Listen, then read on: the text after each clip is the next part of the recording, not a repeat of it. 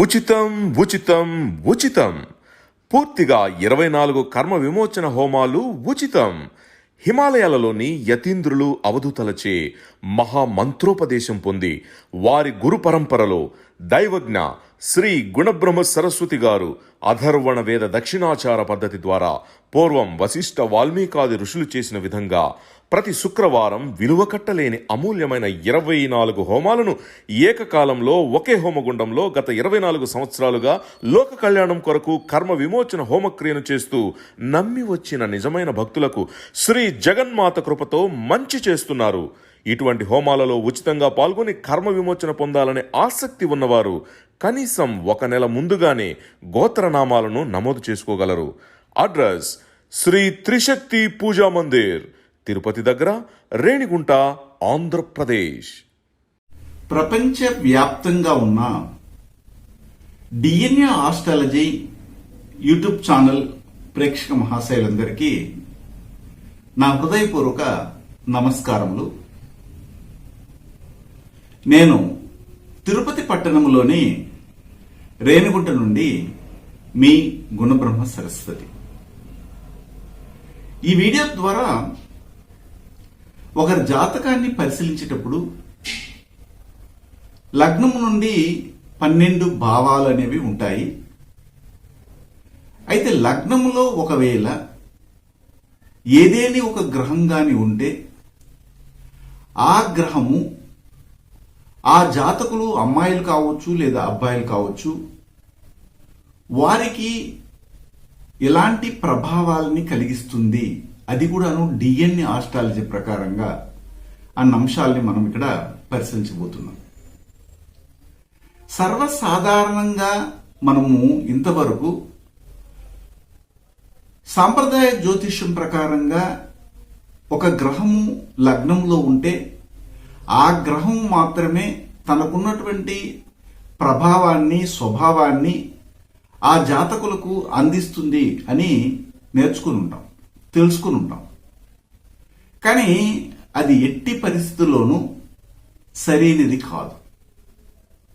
ఇన్నాళ్ళు కళ్ళు మూసుకుని మనము ఎవరో చెప్పిన అంశాలన్నిటి కూడా తెలుసుకుని దాని ప్రకారంగా జరగలేదే అని తల పీక్కున్నాం. నిజమైనది ఏమిటి అన్న అంశాలని మనం ఇప్పుడు డిఎన్ఏ ఆస్ట్రాలజీ ప్రకారంగా ఒక్కొక్క విషయాన్ని తెలుసుకుంటూ వస్తున్నాం. ఇంతకుముందు వీడియోల్లో లగ్నంలో శని ఉన్నప్పుడు ఆ జాతకులు ఏ విధంగా ప్రవర్తిస్తారు, లగ్నములో బుధుడు ఉన్నప్పుడు ఆ జాతకులు ఏ విధంగా ప్రవర్తిస్తారు, లగ్నములో కేతు ఉన్నప్పుడు ఆ జాతకులు ఏ విధంగా ప్రవర్తిస్తారు అన్న అంశాల్ని మనం తెలుసుకున్నాం. కావాలంటే దానికి సంబంధించినటువంటి వీడియో లింక్ని ఈ వీడియో కింద భాగంలో డిస్క్రిప్షన్లో ఇస్తాను, ఒకసారి చూడండి. అప్పుడు మీరు ఎలాగ దీన్ని పోల్చుకోవాలంటే మీ జాతకాలలో మీ కుటుంబ పరంపరలో ఉన్నటువంటి సభ్యుల జాతకాలలో నేను చెప్పిన అంశాలు 100కు 1000% టాలీ అవుతాయి. అప్పుడు తప్పనిసరిగా నమ్మాల్సిందే. లేదు మేము వాళ్ళని సపోర్ట్ చేస్తాం, వాళ్ళు చెప్పిందే కరెక్ట్ అంటే ఇంకా కూడా మీకు జ్ఞానం కలగలేదని అర్థం. ఇది మనం చెప్తున్న అంశాలు ఏమిటంటే డిఎన్ఏ ఆస్ట్రాలజీ ప్రకారంగా ఒక గ్రహము ఏ భావంలో ఉన్నా ఆ గ్రహము తన యొక్క ప్రభావాన్ని చూపదు. తను పుట్టినటువంటి నక్షత్రమైనటువంటి గ్రహ కర్మ రిజిస్ట్రీని మాత్రమే విడుదల చేస్తుంది అని చెప్పుకుంటూ వస్తున్నాం. ఆ క్రమంలో ఈరోజు రాహు అనే గ్రహము ఒకరి జాతకములో లగ్నములోనే ఉంటే వారిని ఏ విధంగా ఇది మౌల్డ్ చేస్తుంది అనేది మనం తెలుసుకోబోతున్నాం. ఇక్కడ గమనించండి, మనం అనేకమైన వీడియోల్లో చెప్పుకుంటూ వచ్చాం ఈ రాహు కేతువులు ఏ విధంగా ఏర్పడినాయో అనే. ఈ రాహు కేతువులు అనేవారు ఒకరే, కాకపోతే వారు అమృతమును సేవించడానికి దొంగతనంగా అందరూ కూర్చున్నటువంటి ఒక లైన్లో కూర్చున్నడం వల్ల ఆ యొక్క రాక్షసునికి అటువైపు ఇటువైపు చంద్రుడు సూర్యుడు ఉండి వాళ్ళని ఫైండ్ అవుట్ చేసి పట్టించడం జరుగుతుంది.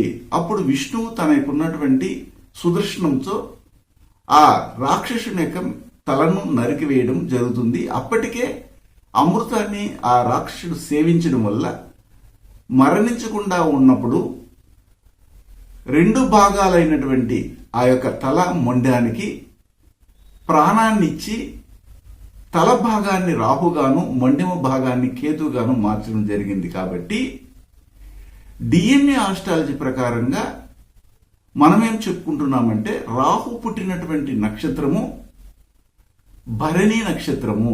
ఇది చంద్రుని యొక్క కర్మారిష్టి కలిగింది. చంద్రుని యొక్క దోషంతో ఏర్పడినటువంటి గ్రహము ఏమిటంటే రాహువు.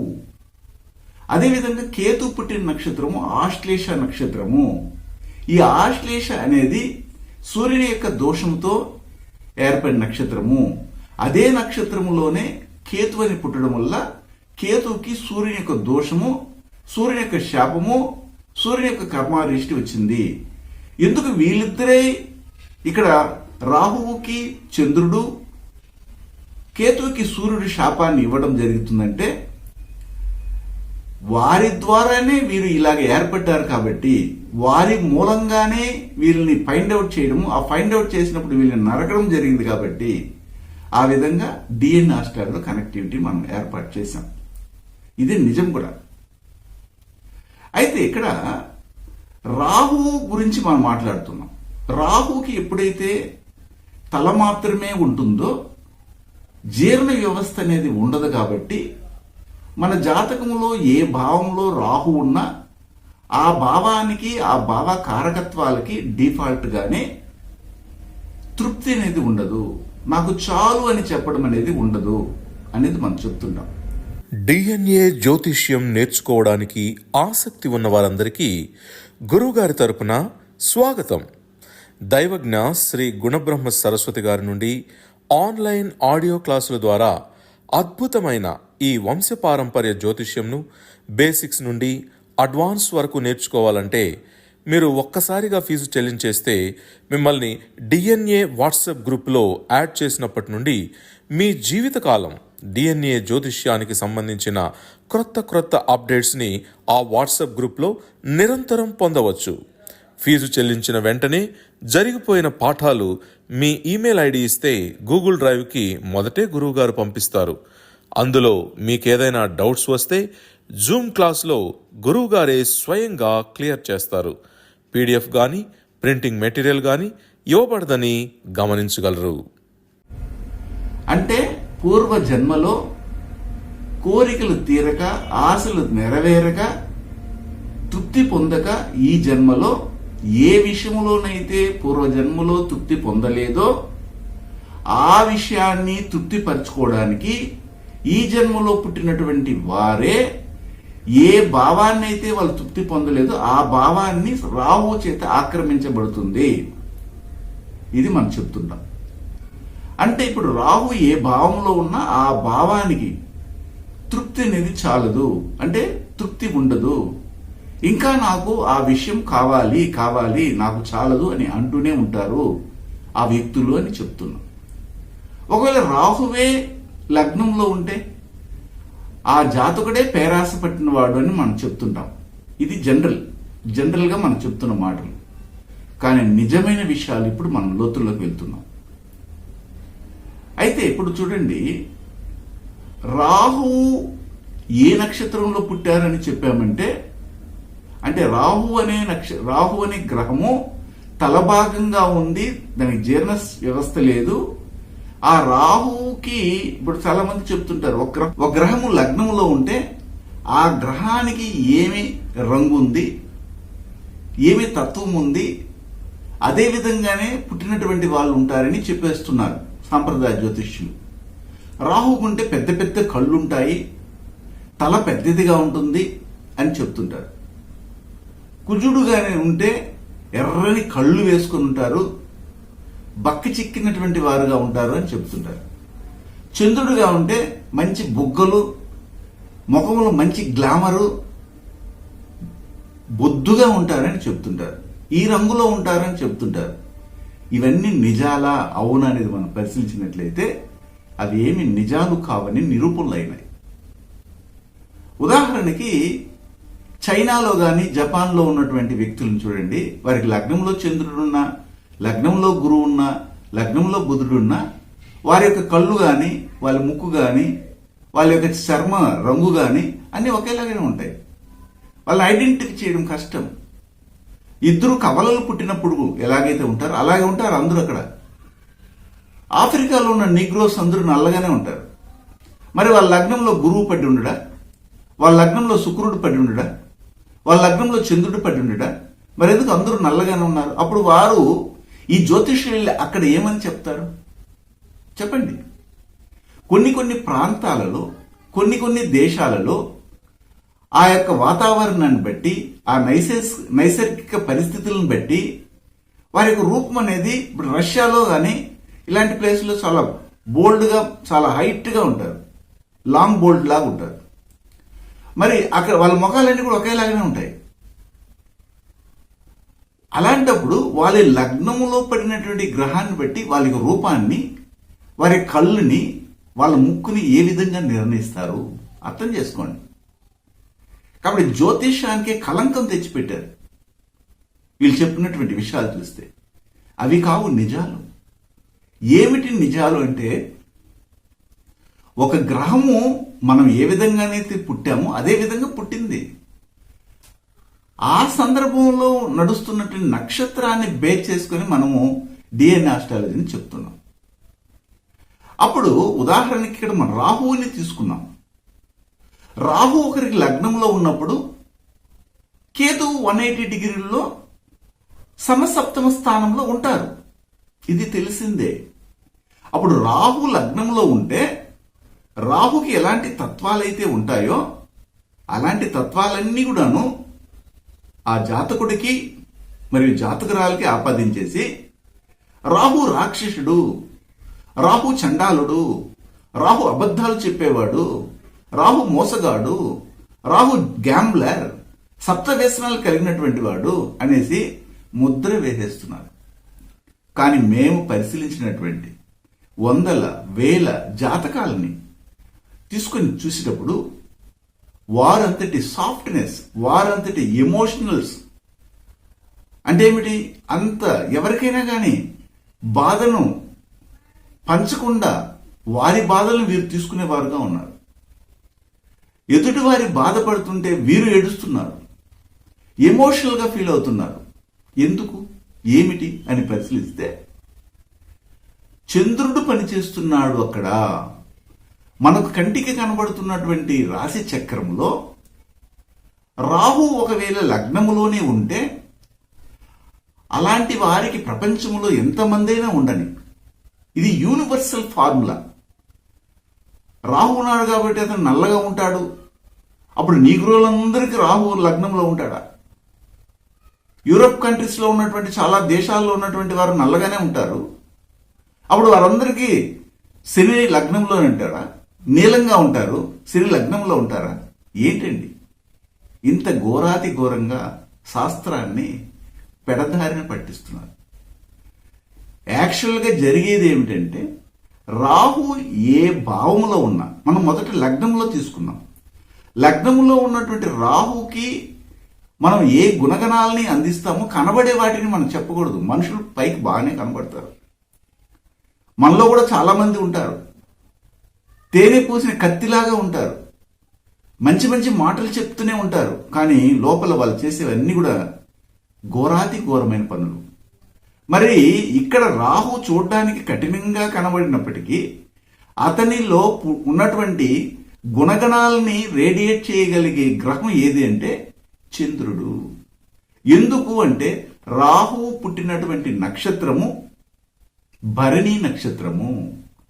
గురువు గారి నుండి డిఎన్ఏ ఆస్ట్రాలజీ ప్రకారంగా మీ జాతక పరిశీలన చేయించుకుని సలహాలు, మార్గదర్శకాలను పొందాలంటే మా త్రిశక్తి డిఎన్ఏ ఆస్ట్రాలజీ యూట్యూబ్ ఛానల్లో మరిన్ని వీడియోలు చూసి ఒక అవగాహనకు వచ్చాక మీకు ఉపయోగపడుతుందనిపిస్తేనే ఫోన్ ద్వారా కానీ లేదా డైరెక్ట్గా కానీ అపాయింట్మెంట్ కొరకు సంప్రదించగలరు. ఈ భరణి నక్షత్రానికి చంద్రుని యొక్క కర్మ రిజిస్టర్ ఉంటుంది.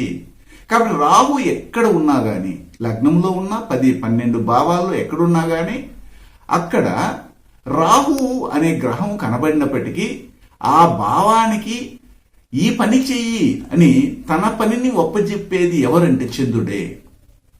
కాబట్టి రాహు ఎక్కడ ఉన్నా, లగ్నంలో ఉన్నా, ఎక్కడున్నా అదే అని చెప్తున్నప్పుడు, లగ్నంలోనే రాహు ఉన్నప్పుడు రాహు పుట్టిన నక్షత్రము భరణి నక్షత్రం కాబట్టి భరణి, మఖ, జ్యేష్ఠ, ఉత్తరాభద్ర ఈ 4 నక్షత్రాల పైన చంద్రుని యొక్క కర్మ, చంద్రుని యొక్క శాపము, చంద్రుని యొక్క దోషం ఉంటుంది కాబట్టి ఖచ్చితంగా ఆ జాతకుడకు లేదా జాతకురాలకి చంద్రుని తత్వము, చంద్రుని చేసే పనులు చేయడం అనేది ఉంటుంది. రాహు లగ్నంలో ఉన్నవారు చంద్రుడు అంటే వంటకు ప్రాధాన్యత ఇచ్చే గ్రహము, ఫుడ్కి, food related business, food items, sinus problem రావడము, ముక్కు దెబ్బడ, PCOD, PS problem, mentally disorder ఉన్నటువంటి వాళ్ళు వాళ్ళ కుటుంబంలో ఉంటారు, ఖచ్చితంగా ఉంటారు. అదే విధంగా లగ్నంలోనే రాహు ఉంటే వారి కుటుంబంలో భరణి, మఖ, జ్యేష్ఠ, ఉత్తరాభద్ర నక్షత్రాలు రాశిపడి నక్షత్రం గాని, లగ్న పాయింట్ పడి నక్షత్రం గాని, లగ్నాధిపతి పడి నక్షత్రం గాని ఉండి తీరుతుంది. ఎందుకు అలాగా భరణి, మఖ, జ్యేష్ఠ, ఉత్తరాభద్ర నక్షత్రం వాళ్ళ ఇంట్లో వాళ్ళకి డిఎన్ఏలో కనెక్ట్ అయ్యింది? దానికి కారణమే రాహు లగ్నంలో. చాలా ఘోరంగా ఉన్నారండి. ఒక గ్రూప్ తయారైంది. రాహు కేతువులు లగ్నంలో రాహు 7వ స్థానంలో కేతు, 2వ భావంలో రాహు 8వ స్థానంలో కేతు, ఇలాగా వైస్ వెర్సా తీసుకుంటే వారినే తీసుకెళ్లి వేరే వారికి వివాహం చేయాలంటే వారి కూడా అలాంటి అమరిక ఉండాలి. ఇది రాహు కేతు దోషం అంటున్నాడు. అసలు రాహు ఎక్కడ పని చేయటం లేదే, అసలు కేతువు ఎక్కడ పని చేయటం లేదే. అలాంటప్పుడు వారు ఎలా చెప్తున్నారు అంటే ఇవి వారికి అర్థం కావాలి. మనం వాళ్ళని ఎక్కువగా అలాగే మనం ప్రెజర్ చేయలేం. ఎందుకంటే అలా నమ్మి వెళ్ళేవారు వాళ్ళ ఇష్టం, మనం ఏం చేయలేం. కానీ నిజాలు తెలుసుకోండి. ఎక్కడైనా కానీ మీ జాతకంలో తీసుకోండి, ఎక్కడ ఏ దేశంలో ఉన్నవారు కానీ, ఏ యొక్క రాష్ట్రంలో ఉన్నవారు కానీ తీసుకోండి, వాళ్ళు ఏ యొక్క తెగకు చెందిన వాళ్ళని కానీ లగ్నంలో రాహు ఉంటే అక్కడ చంద్రుడి వల్లే ప్రవర్తిస్తారు. చంద్రుడు ఏం చేస్తాడు? ఎమోషనల్ అవ్వడం, ఇతరులకు కూడా ఎమోషన్ తెప్పించడం, పాసము, అనురాగము, తల్లిలాగా చూడడం, ఏడవడం, స్త్రీ దేవతల్ని ఆరాధన చేయడం, ఫుడ్ రిలేటెడ్ బిజినెస్ చేయడం, వాటరు, తర్వాత వచ్చి పాలు, పెరుగు, జ్యూసు, బేకరీ, స్వీట్ స్టాల్ ఇలాంటివి పెట్టడం, పౌల్ట్రీ సంబంధమైనటువంటి వృత్తుల్లో ఉన్నటువంటి కుటుంబ పరంపరలోనే ఈ రాహు లగ్నంలో ఉండడం అనేది జరుగుతుంది.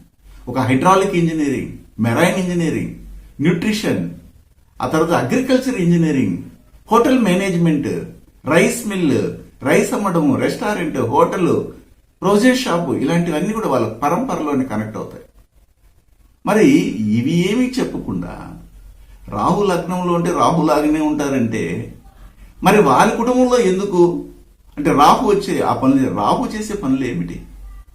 రాహు రియల్గా చేసే పనులు ఏమిటంటే electrical and electronics, chemicals, automobiles, biochemistry, biotechnology, అలాగే లాజిస్టిక్ గా వర్క్ చేయడము, ట్రాన్స్పోర్ట్, రైల్వే డిపార్ట్మెంట్, మెరైన్ దగ్గర పనిచేయడము, ఆ తర్వాత ఏరోనాటికల్ గానీ, రోడ్ కన్స్ట్రక్షన్, రోడ్ మీద ట్రావెల్ చేసేవన్నీ కూడా ట్రావెల్, జర్నీ, ఇది రాహు యొక్క కర్మ. కానీ రాహు అది చేయడు. అక్కడ ఎవరి పని చేస్తారు? చంద్రుని పని చేస్తారు. కాబట్టి ఇలాగ చాలా డిఫరెన్షియేషన్ ఉంది. కానీ మనం ఎందుకు కళ్ళు మూసుకొని ముందుకెళ్తున్నామో అర్థమే కావటం లేదు. ఈ రోజు నేను ఒక ముహూర్తాన్ని చూశాను. అది శ్రీరామచంద్రుని యొక్క అయోధ్యలో రామచంద్రుని యొక్క విగ్రహ ప్రతిష్ట ముహూర్తము, అభిజిత్ ముహూర్తం అన్నారు. రాశి వృషభ రాశి, మేషలగ్నం అన్నారు. మేషలగ్నంలోనే గురువు ఉన్నారు ఆ రోజు. ఆ సమయానికి లగ్నాధిపతి అయినటువంటి కుజుడు మేషలగ్నానికి 9వ స్థానమైనటువంటి ధనుస్సులో ఉన్నారు. ధనుస్సు అధిపతి అయినటువంటి గురువు 9లో, 1 9 9 1 కాంబినేషన్. లగ్నంలో గురువు ఉంటే కోటి మేలులు చేస్తారు. లగ్నంలో గురువు ఉంటే అన్ని కూడా శుభకార్యాలని. కానీ వాళ్ళు పెట్టిన లగ్నంలోనే గురువు ఉన్నప్పుడు మనం డిఎన్ఏ ఆస్ట్రాలజీ ప్రకారం ఏం చెప్తామంటే గురువు ఏ భావంలో ఉంటే ఆ భావము, ఆ భావకారకత్వము, ఆ లగ్నమే చెడిపోతుంది. ఎందుకంటే గురువు పుట్టిన నక్షత్రం వచ్చి పుష్యమి, అది రాహుకర్మని ఎలివేట్ చేస్తుంది. అది కాకుండా ఆ గురువు లగ్నంలో మేష లగ్నానికి 9వ భావాధిపతి వచ్చి లగ్నంలో కూర్చున్నారు, డబుల్ రాహుకర్మ. ఆ తర్వాత లగ్నాధిపతి కుజుడు వెళ్ళి మళ్ళీ కూడాను ఏం చేశారు, 9వ స్థానంలో కూర్చున్నారు, ట్రిపుల్ రాహుకర్మ. ఆ రోజు 22వ తారీఖున, 22 అంటే 2 + 2 4, 4 అంటే రాహుకర్మ. ఇలాంటి రాహుకర్మ సంబంధమయ్యి అక్కడ ముహూర్తం పెట్టారు. అభిజిత్ ముహూర్తం అంట అది. మరి అలాంటప్పుడు అక్కడ ఇంతకుముందు జరిగినటువంటి ఇబ్బందులు కలగకూడదని నేను కోరుకుంటున్నాను. అంతకుముందు ప్రేలులు కానీ, అయోధ్యని కూల్చడం కానీ ఇలాంటివన్నీ కూడా చేశారు. అలాగా మహా పండితులు పెట్టుంటారు ఈ ముహూర్తాన్ని, ఉద్దండ పండితులు పెట్టుంటారు. కానీ వారికి తెలిసింది ఏంటంటే ఏ గ్రహం అయితే కనబడుతుందో లగ్నంలో ఆ గ్రహం మాత్రమే పనిచేస్తుంది అనుకుంటున్నారు. కానీ డిఎన్ఏ ఆస్ట్రాలజీ ప్రకారం మనం ఏం చెప్తామంటే ఏ గ్రహము కూడాను మనకు కనబడే గ్రహాలు ఏవి పనిచేయవు, పైకి కనబడే మనుషులు పనిచేయరు, లోపల ఉన్నటువంటి ఆత్మ పనిచేస్తుంది ప్రతి ఒక్కరికి కూడా. అదేవిధంగా కనబడే గ్రహాలు పనిచేయవు, ఆ గ్రహాలు ఎవరి వలన పనిచేస్తున్నాయి, ఎవరి పనిని చేసి పెడుతున్నాయి అక్కడ కూర్చొని అన్న విషయాన్ని గ్రహించి కానీ మనం లగ్నాలు కానీ ముహూర్తాలు కానీ ముహూర్త లగ్నాలు కానీ పెడితే జీవితాలు బాగుంటాయి. అది భగవంతుని యొక్క ప్రాణప్రతిష్ఠ, లేకపోతే విగ్రహ ప్రతిష్ఠ కావచ్చు, లేకపోతే మనుషుల యొక్క సంబంధమైనటువంటి శుభ ముహూర్తాలు కావచ్చు. ఏమిటికైనా కానీ వీటన్నిటిని కానీ పరిశీలించి కానీ మనం చేయగలిగితే ఉత్తమ ఫలితాలు వస్తాయని నా అభిప్రాయం మాత్రమే. ఇది కూడా నిజమని మాత్రం నేను నమ్ముతున్నాను. శుభం.